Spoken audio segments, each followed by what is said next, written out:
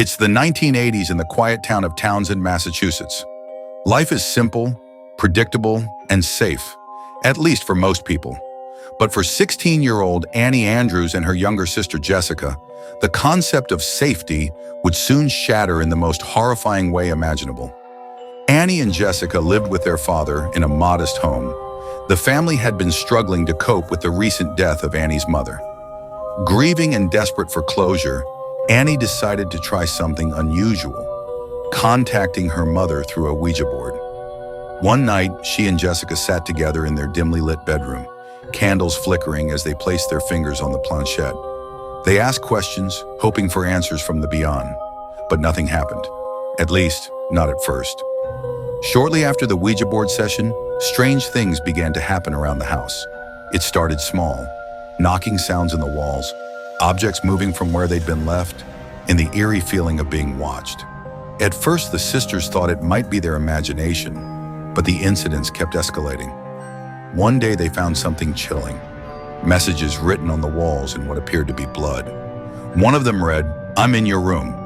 Come find me." Terrified, the girls ran screaming to their father. He searched the house but found no one. He dismissed their fears as a cruel prank or perhaps the result of their grief-stricken minds playing tricks on them. But the strange occurrences didn't stop. The knocking grew louder, more deliberate. The messages became more threatening. One night when their father was away, the girls were alone in the house. Suddenly, loud banging came from the basement.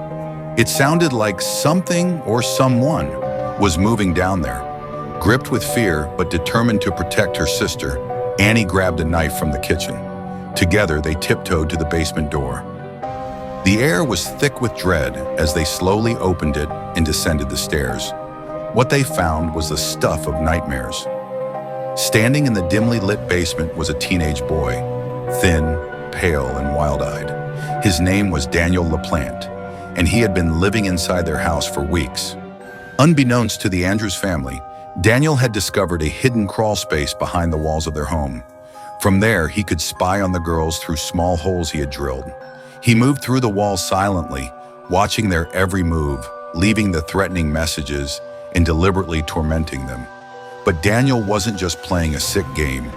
He had a far darker intent. Investigators would later discover that he had been planning to harm the family. The knife Annie had grabbed might have been the only thing that saved them. The girls managed to escape the house and call the police. When officers arrived, they searched the home and found Daniel hiding inside one of the crawl spaces. He was arrested, and the Andrews family thought their nightmare was over. But Daniel LaPlante wasn't done.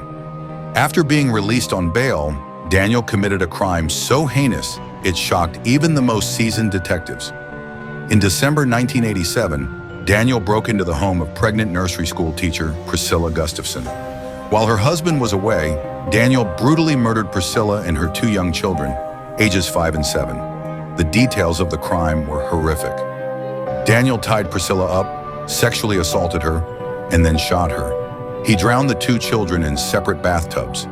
The brutality of the murders left the community reeling. Daniel was quickly apprehended and sentenced to life in prison without the possibility of parole.